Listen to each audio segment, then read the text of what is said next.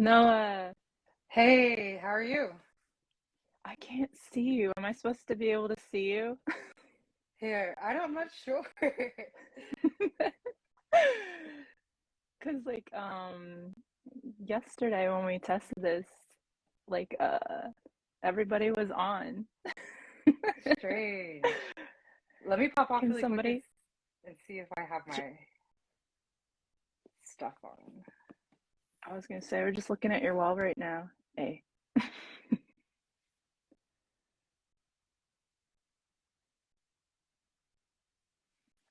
If you're joining us, we're live waiting to start our Skoden talks with the homies with Ashley, Nicole, and okay, we're trying to figure out how to do this right now. So bear with us.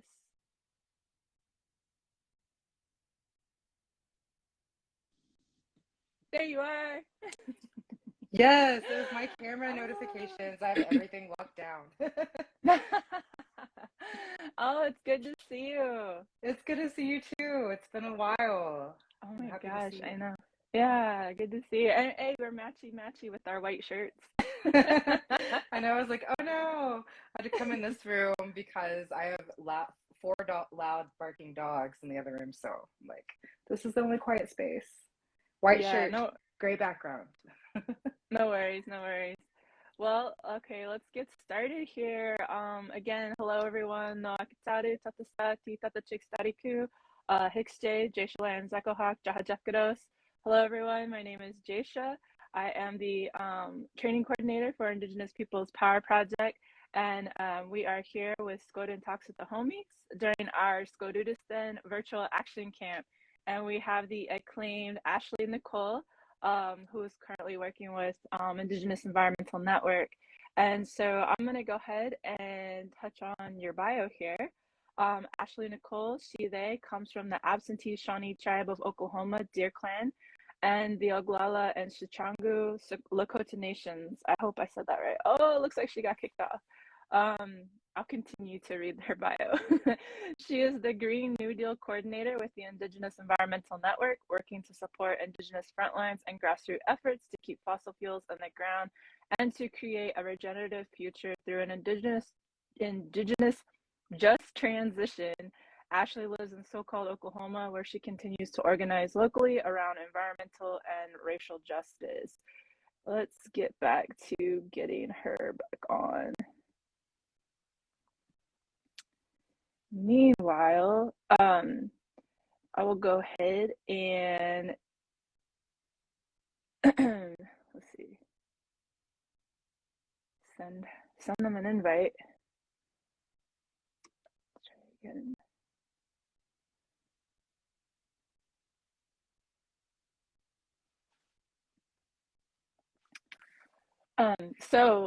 For those of you who are maybe not acquainted with Indigenous Environmental Network, we are a 501c3 nonprofit that supports Indigenous resistance.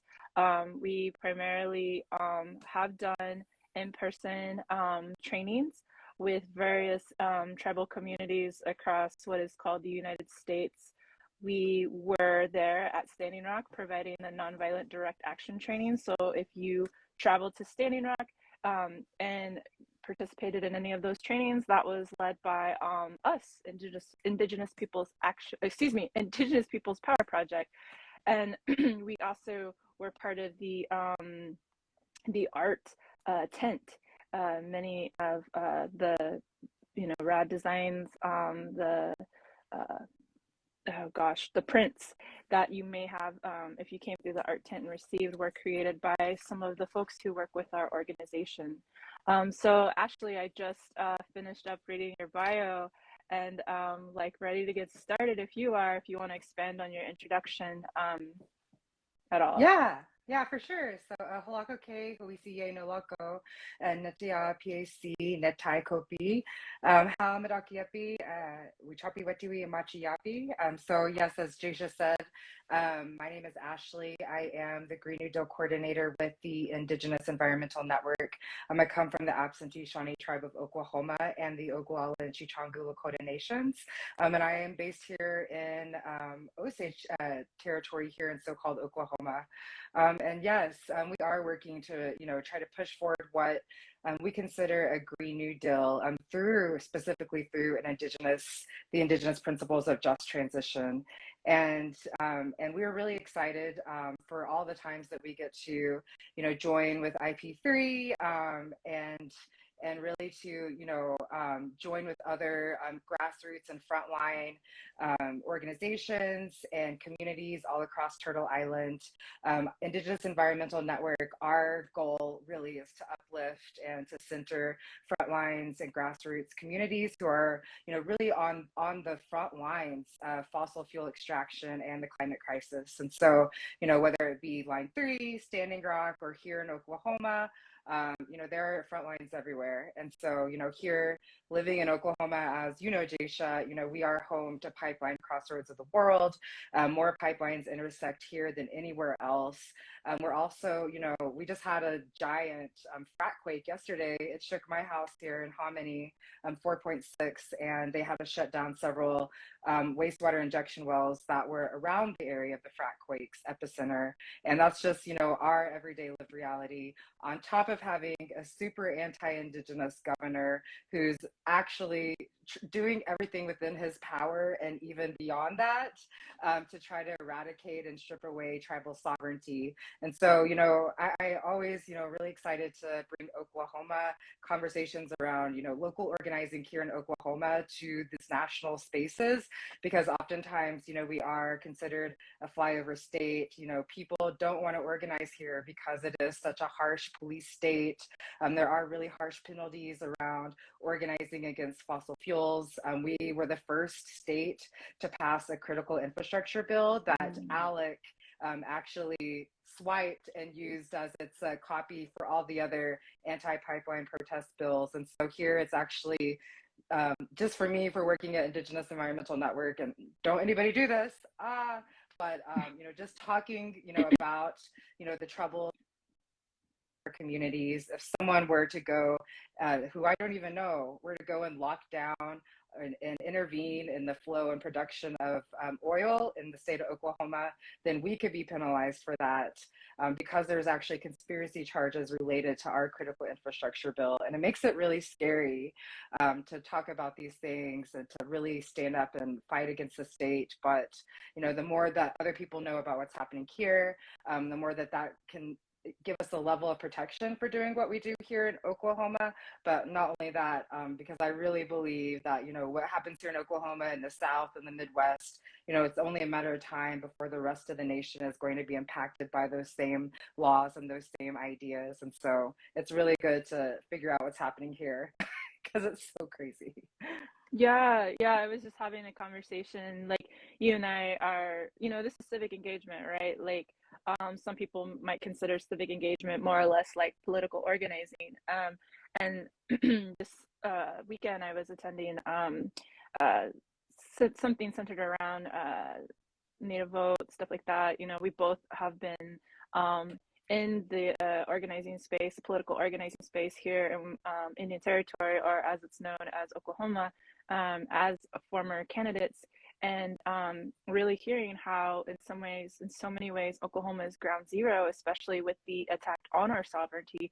Looking at that Supreme Court case that was decided in the summer of 2020, largely known as McGirt, and like you said, what happens, or the impacts here, specifically where we are residing in, the land that we're working to protect here, will have reverberations throughout what is called the United States. And so I really appreciate how you are bringing, our issues that are very specific to Oklahoma, but yet are very relatable into those other tribal communities, nationwide, if you will. And so I wanted to ask you, with the work you do, I know, like, specifically you're working on the Green New Deal with Indigenous Environmental Network, but you've been a long time activist as an elder millennial. You have had a lot of experience. That's to quote Sasha. I love that, but. But you've had a lot of on the ground experience, a lot of frontlines work, and as Indigenous Peoples Power Project, that's what we're largely known for. So, what made you Skoden, if you will? What inspired you to get active? Yeah, so I think I'm one of the fortunate people, and a lot of us are in Indian territory, Indian country abroad, broadly speaking, to have family who are already rooted in movement. And so, just having that, having those conversations, being in the household growing up. But for me personally, environmental justice is really where my heart is, and especially where it intersects with racial justice and violence that we're experiencing because of that. And so for me, when I really, felt, the desire to stand up, the desire to, really, it's not enough to just talk to politicians. When that moment came was really around 2014, when a pipeline was actually going through my Absentee Shawnee community's lands in what is called Lake Thunderbird. And this is right around the city of Norman. And as many people around Indian Territory know, Norman is where the University of Oklahoma is. But what a lot of people don't actually know about that place is that not only is it a land run town, it's actually a sundown town. And it has a very recent history with extreme racism. And in fact, the first Black house owner, and this is like a horrible thing to judge, it's equity standards by, but Black people weren't even allowed to own houses there until the 1970s. And so, just to give an indication of, it's not this liberal progressive, oasis in Oklahoma that a lot of people are trying to claim it is, just because it has that university there. And what a lot of people don't understand is that that so-called progressive hotbed, or that, liberal, space was really developed at the expense of Indigenous and Black people, the Absentee Shawnee people. And so we were actually moved further out east to what is called Little Axe, and that's where Lake Thunderbird is. It's still technically part of the city of Norman, and that's actually where the people from the city of Norman get their water. And one thing people, on joining this may not know, in the state of Oklahoma, none of our lakes are natural. They're all man-made, and it's all, part of this development process. And so what a lot of people also don't know is that, with the creation of these lakes, oftentimes it comes at the expense of Indigenous people who are already removed there from very violent means from the East Coast and the Southeast. And so that's the same thing with the Absentee Shawnee people. We were moved to that area around what is now known as Little Axe, Norman, and Shawnee.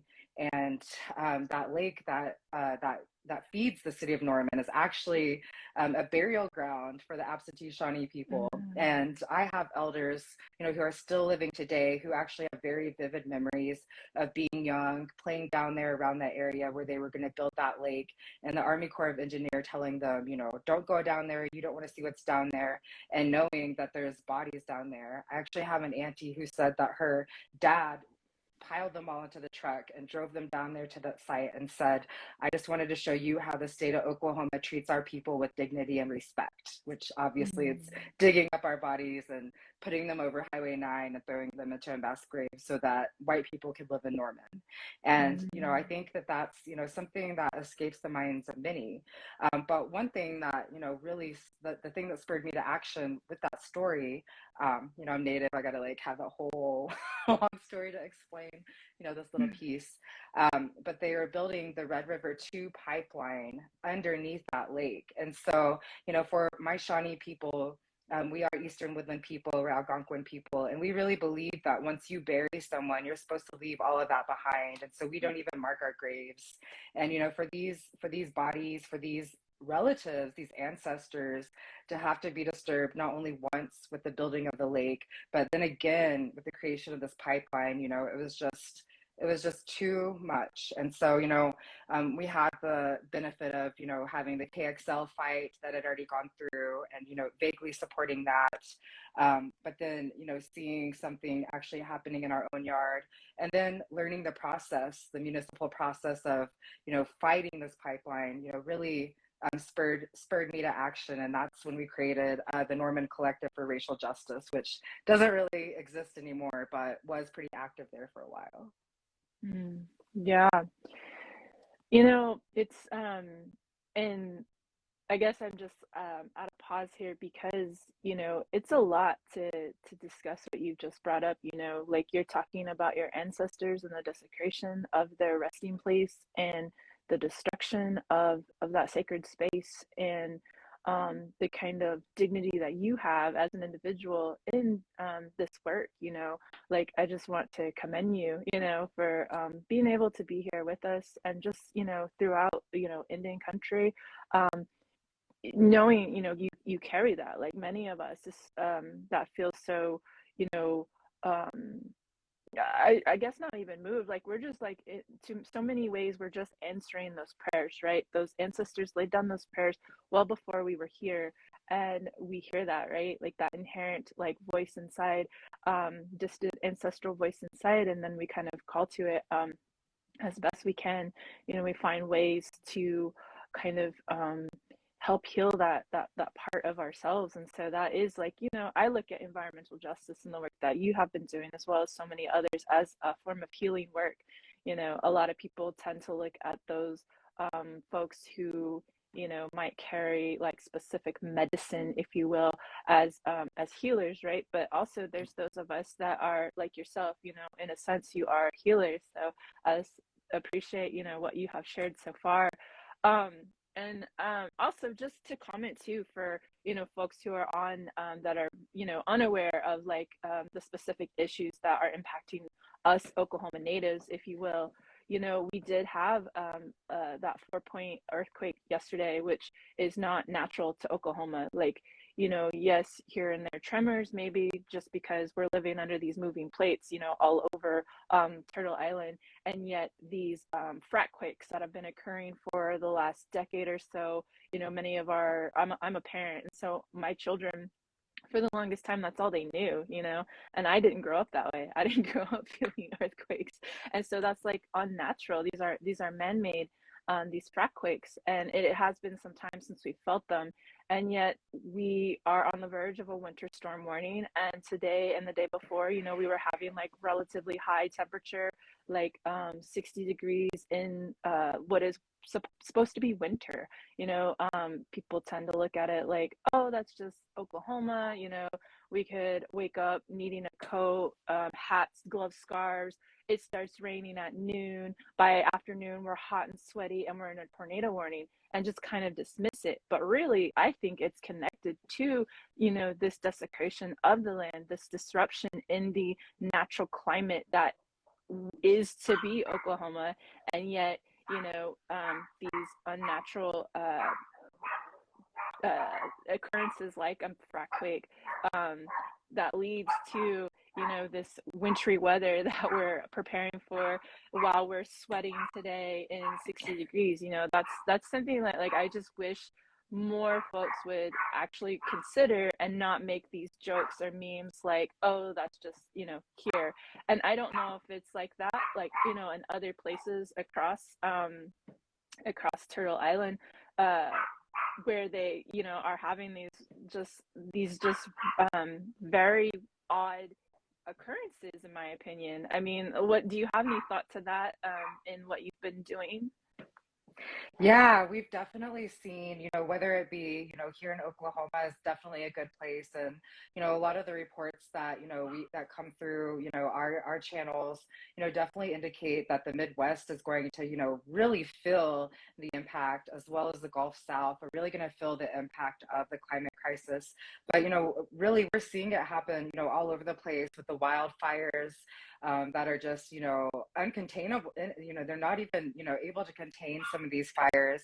And I know, some of my relatives who, live where, Montana and places like that, who, they like to ski, whatever. I think that's, it's not an environmentally friendly sport whatsoever. But they were remarking that, even with that, the folks with Protect Our Winters are indicating how, the snow is falling less. And so it's really having an impact on their sport. And so, there's like a whole movement of, these people who otherwise wouldn't care about the climate crisis, but realize how it's having a direct impact on, the things that they like to do. And so they're realizing that it's time to step up.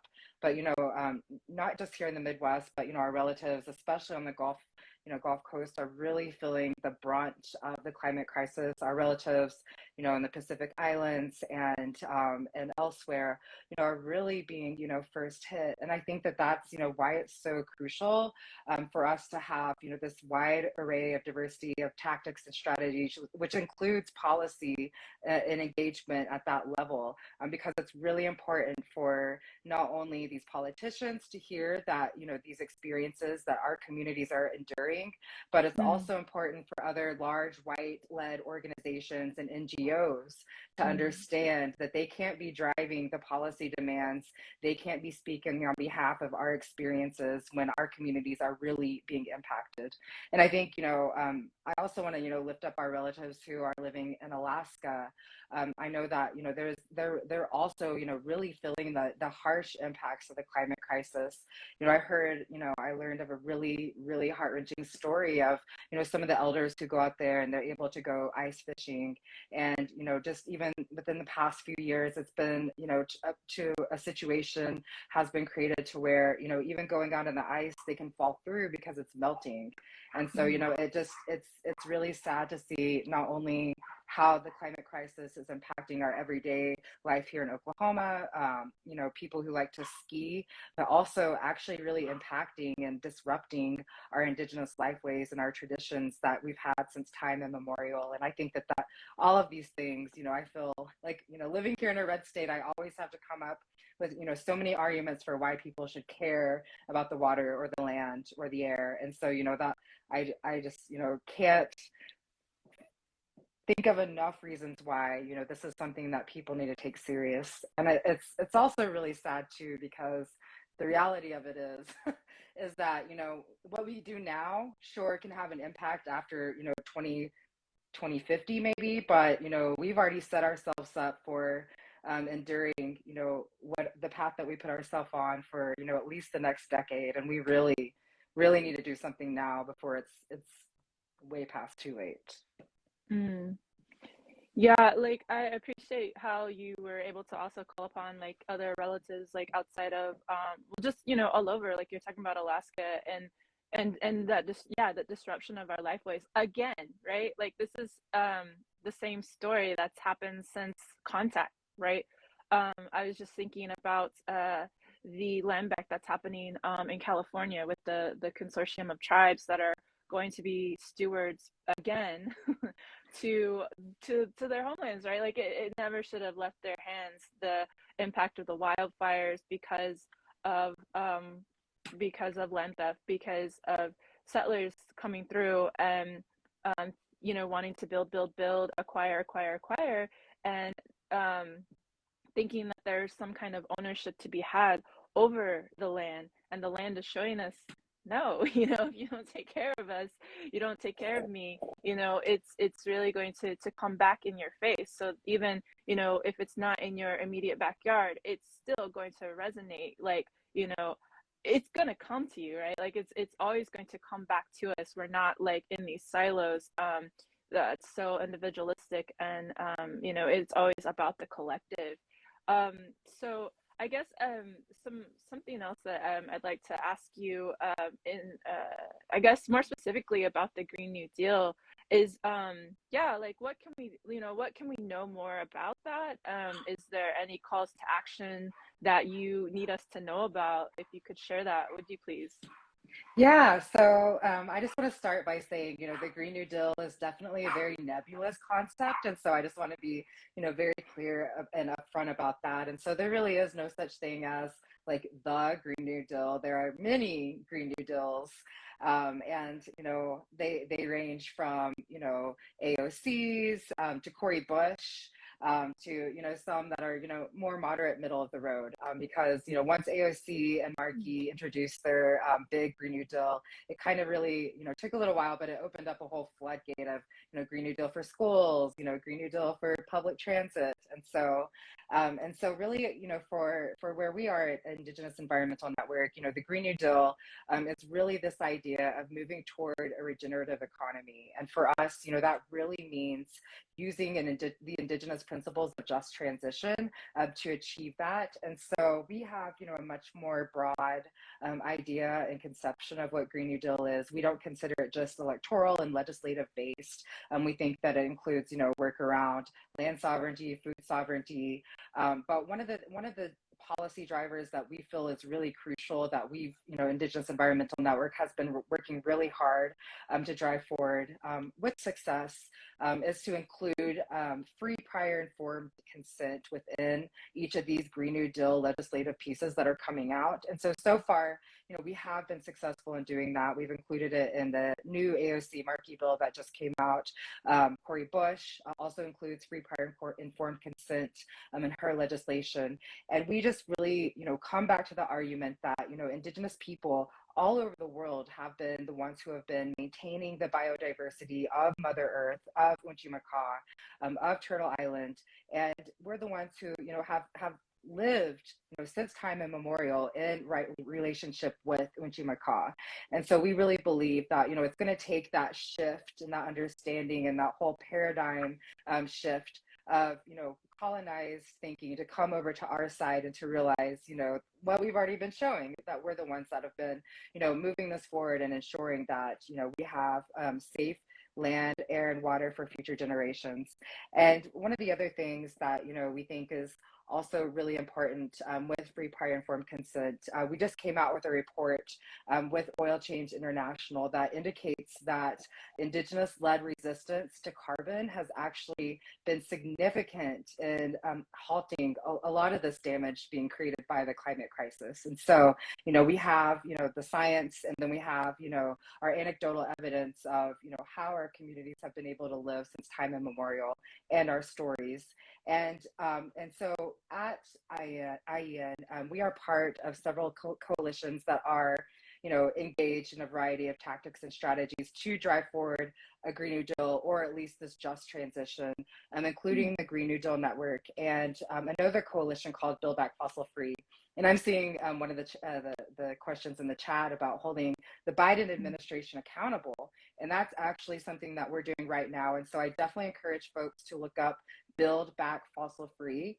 This is going to be our space where we're really doing that work of demanding executive action from the Biden administration. We really believe that the Biden administration has failed our communities on so many fronts, made so many promises that he has not lived up to.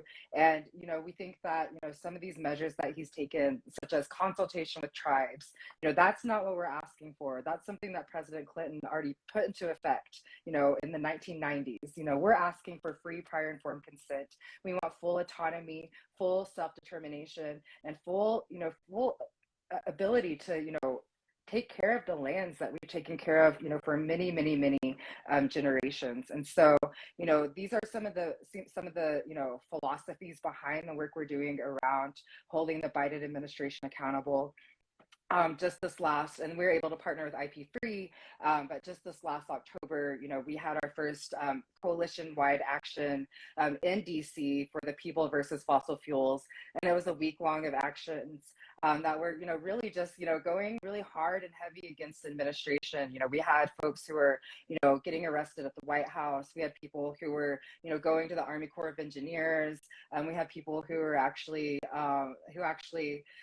occupied the Department of Interior and the BIA because we're at this point, and this is where Build Back Fossil Free is, and this is that kind of idea that yes, we're going to have these conversations with the administration. We're going to keep going to these meetings. We're going to keep pushing this policy forward. But at the same time, we're also going to show up to your doors. We're going to be, banging pots and pans outside of where you live, because this is not acceptable. We want to make sure that this administration knows that they are accountable and beholden to us. And at the same time, we want to do that base building work of growing people power so that ordinary people, whether it be, in DC or here in Oklahoma, feel empowered enough to stand up against the state, to stand up against oil and gas lobbies and extractive industries, and to say enough is enough. We care about not only those who are living here now, but future generations. And we want to make sure that we're, building something that future generations can, be proud of.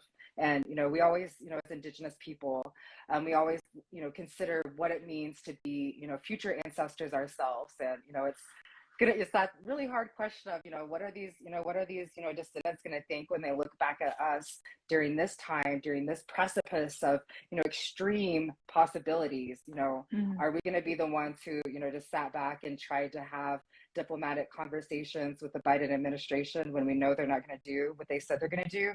Or are we going to be the ones who show up to where he's at and let him know that we're demanding change? And so that's kind of, our views on the Green New Deal and the work that's happening there. And we are about to kick off a huge Indigenous Just Transition program that will have, actual projects. It won't be really policy driven. It's going to be, the actual on the ground, building out communities, building out, sustainable living, and replicating that throughout our communities so that, if the system does fail, we got us. And so that's kind of, where we're at with our Green New Deal stuff. No, thank you for that. Something that I pulled from that you mentioned, and maybe that's not something that a lot of people are very versed on, is the free prior informed consent. Is that something that you can expand on a little bit for us? Yeah, and so you can definitely go onto our website, and it's specifically, you will find it at ienearth.org/thrive I think it's just thrive. It might be thrive for Indian country, but I believe it's just thrive. But either way, it's accessible on ienearth.org. And you'll see there, our definition of free prior informed consent. And it really does come from the UN Declaration on the Rights of Indigenous Peoples. And this is just, something that has actually been adapted and, brought into other nations all across the globe, except for the United States. And so, we really feel like, the United States is actually behind the curve as far as codifying free prior informed consent goes. But it's really just the understanding that, Indigenous people, Indigenous communities, and this is one of the things that, I think is really important for me to explain, where we differentiate from other people around our idea, conception, what FPIC is that it's not just dealing with the tribal governments, it's also dealing with the tribal communities. And it involves ensuring that they know from the get-go that you're intending to build a project there, that you have done your due diligence of meeting with not only the communities and the tribal leaders, but every stakeholder that would be impacted by the decisions that are being made on these lands, and that they have, they have the right to say yes or no anywhere in the project. And so, it could be all the way to the end and you're about to, go break ground. And if these communities, if this tribal government, if they come together and they say no, then, these companies need to respect that that is what consent is. And I think, going, on a philosophical level, or, taking it back a level, it really does impact environmental justice and violence against our communities, our women, our two-spirit relatives, because we know that, violence that is committed against land, also is committed against our people. And consent is such a major community issue. It's something that, our women and our two-spirit and our relatives, our queer relatives, deal with every single day, especially interfacing with colonial environments and colonial communities. That having to, create boundaries and demand consent in all of our interactions. And that's what leads to rape culture. That's what leads, to these violence against our women, to missing, murdered Indigenous people and relatives. And, by holding the United States government to the standard of free, prior, informed consent and codifying it and making it just the standard of how they engage with tribal nations, I think that will have, a huge impact on the way that our communities are able to have those interactions with each other. And I think that will have a huge impact, all across Turtle Island, for our targeted relatives, our women, our two-spirit, our queer relatives. And so it is definitely a policy objective, but it also has a lot of bearing on how our communities interact with each other and are treated at the end of the day.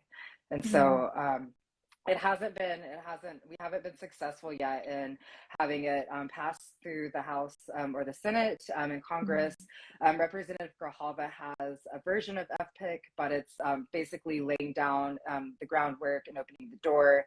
And then we're hoping to be able to come out hopefully this year with a really good legislative piece around free, prior, informed consent that hopefully, all of our communities can be excited about and rally behind.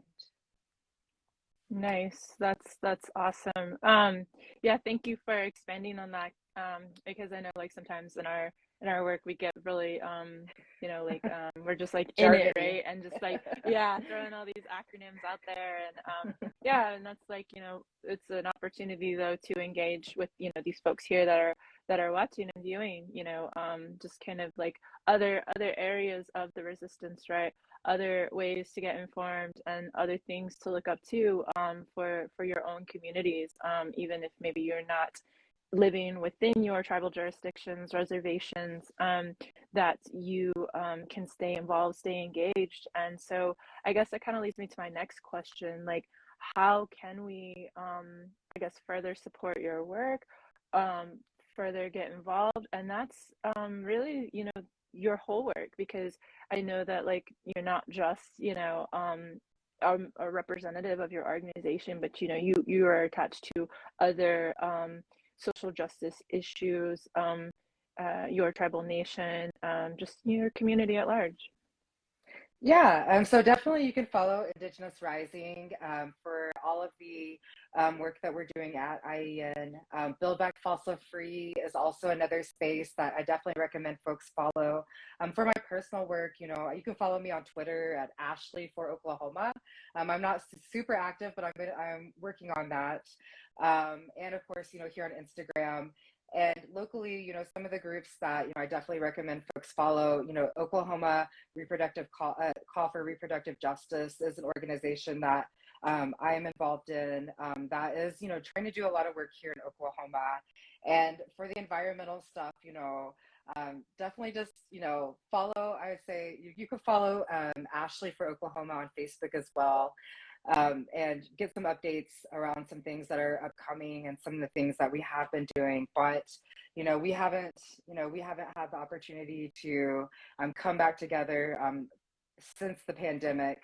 But that is slowly changing, slowly trying to be more creative around local organizing.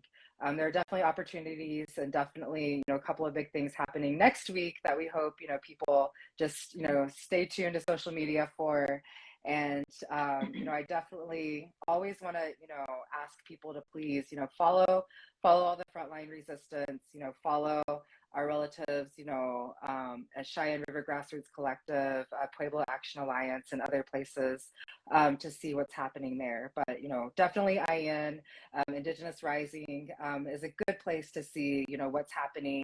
They do a really good job also of uplifting, local work that, staff is engaged in. So they will uplift the work happening here in Oklahoma as well. And so definitely those are some of the spaces I recommend. Nice. Thank you for sharing that. And I was trying to include all the handles on there. Yeah, I can't remember, but yeah, I love following Pueblo Action Alliance. And then you said Cheyenne River, what was it? Grassroots Collective. Yep. Cheyenne River Grassroots Collective.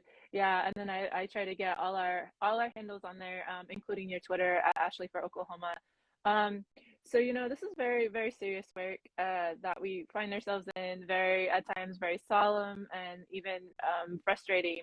Um, but I want to ask you, what brings you joy, right? Like, what is it that, like, as we are like full of or trying to be fully realized humans, or just human beings in the world, living in this it feels like we're on the brink of something.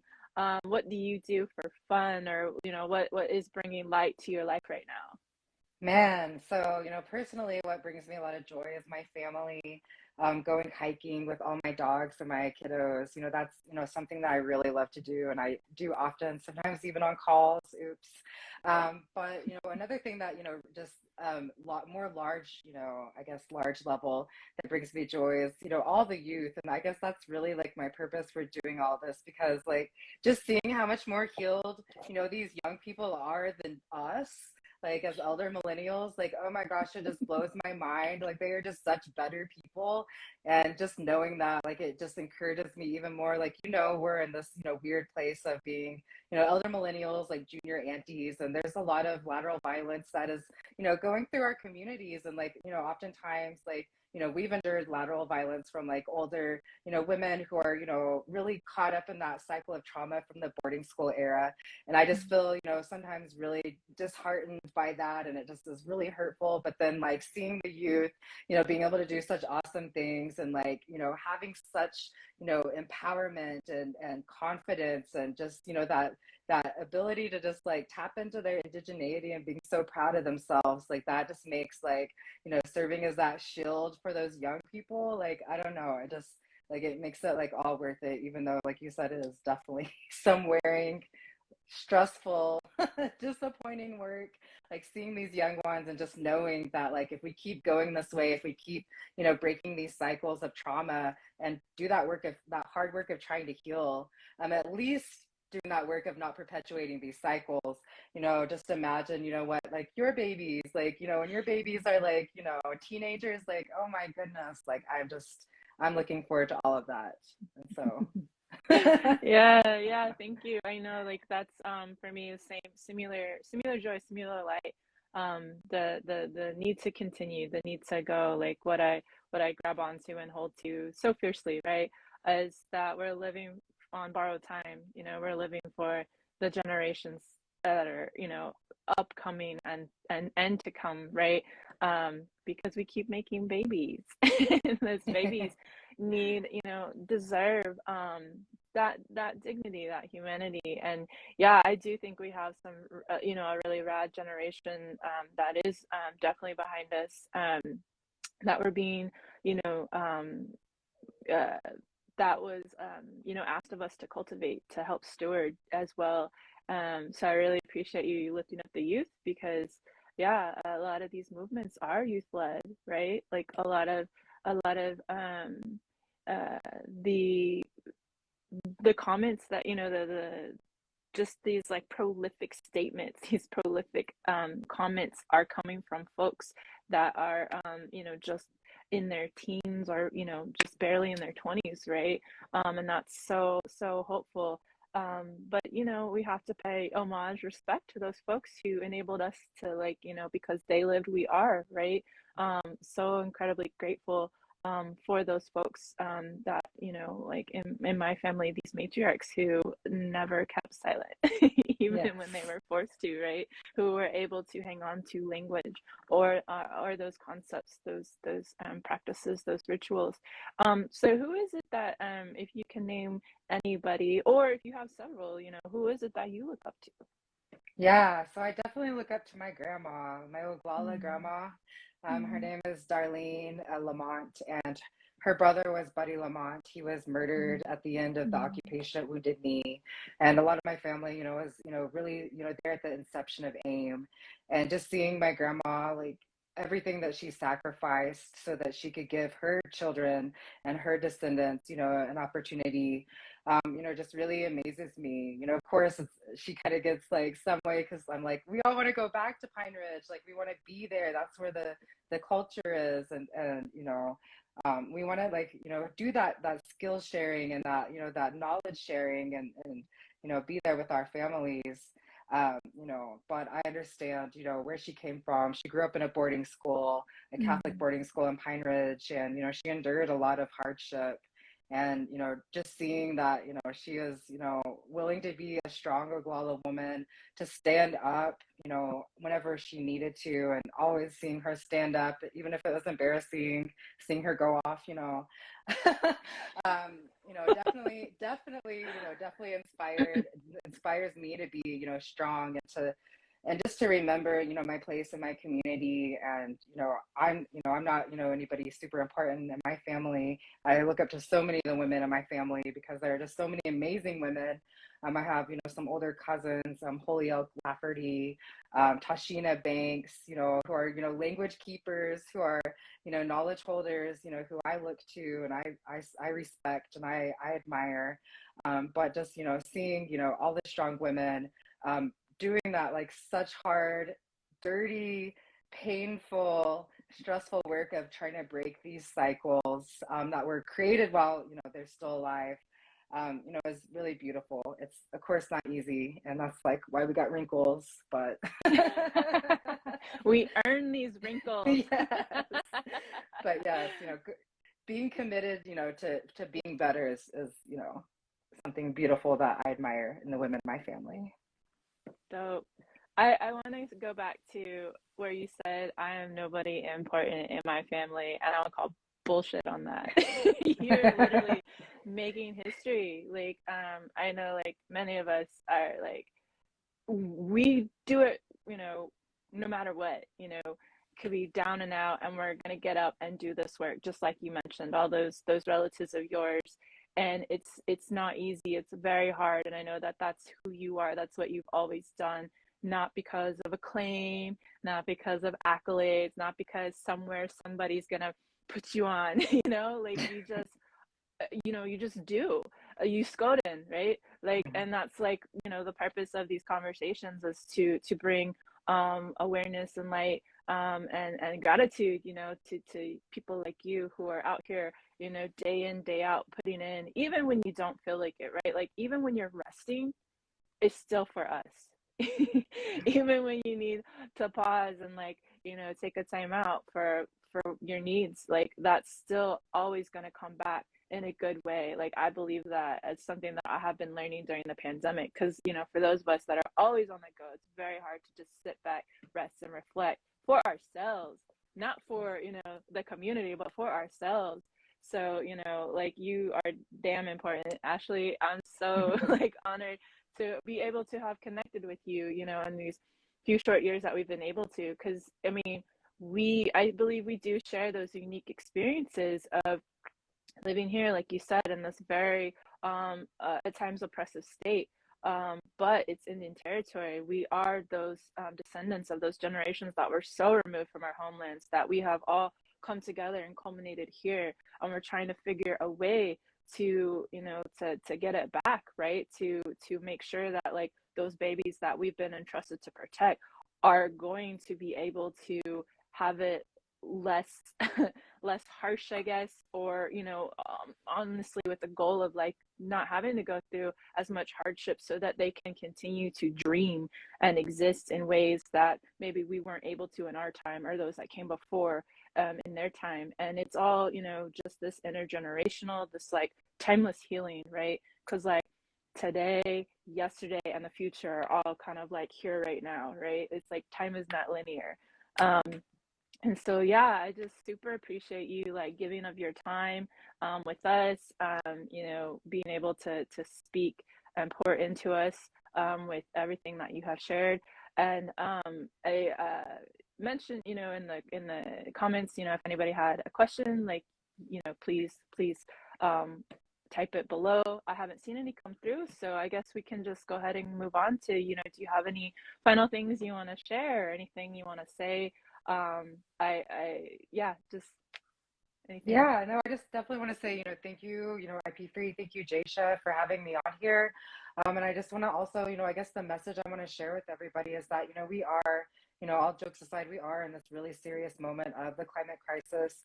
This is, life and death situation for all of us. It's not just, human life I'm talking about, it's all of our relatives, all life. And, we have the power, we have the people, we have the ideas, we have the knowledge to, turn this around, turn our trajectory around. And, I think, one thing that I just, hope that, I can carry forward and share with other people, living here in Oklahoma, there isn't a lot of, payback for the activism or the work or, the movement that we, push forward.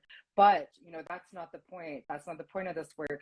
The point of this work is to ensure that future generations down the road will feel that impact. And so, they say the seeds that you plant today, of course they're not going to grow today, but they will, grow into something beautiful in the future. And our job is to nourish and to protect and to tend to those seeds. And so, that's where I see us here today. That's where we're at right now. And, just remember how important and powerful, planting those seeds and watering and tending and nourishing those seeds are, because if we don't do that, then there aren't going to be any trees, there aren't going to be any plants, there aren't going to be any flowers. And that's, literally and metaphorically. And so, I just hope that people, realize the things that we do today, social media doesn't matter, what other people what say does not matter. What matters is ensuring that we move to ensure that our people are in right relationship with Unti Makar, grandmother earth, and that we have a regenerative way forward that does include all of us, and that includes also future generations. And so I just want to say, Niawe to everybody, and Wopula. No, Edie Mado, thank you for that. Yeah, that's like real powerful right there. So if you missed the whole thing, listen to this like last 2 minutes. Yeah. Super appreciative of you. So yeah, this was Skoden Talks with the Homies with Ashley Nicole, who is working as a Green New Deal coordinator with Indigenous Environmental Network. I put in the comments where you can follow us at IP3 Action, which is Indigenous Peoples Power Project, as well as Indigenous Environmental Network at Indigenous Rising. You can follow Ashley here on IG at Smashly the State. You can follow myself. I'm Jasha Lyons at J_Lionhawk. We are in Skoden Virtual Action Camp Week. Many of our sessions are via Zoom, so check out our link in bio if you want to find a way to attend. We have some really dope sessions coming up. Today, our next session at 4 p.m. Central Time is Body Sovereignty and Consent Culture with Becky Jones. Amazing person in their own right. We also have more sessions such as food sovereignty. We will have somatics and healing this evening, which is some light movement. That's also available via Zoom. We will have a spotlight on our Black Indigenous liberation, as it is Black History Month, but also always in support of our Black Indigenous folks, as well as, the rest of our Indigenous folks worldwide. So again, Mado, Noah, Edie, thank you to Ashley. Thank you to those of you who are able to join, and we'll see you later. Kastitsi edit.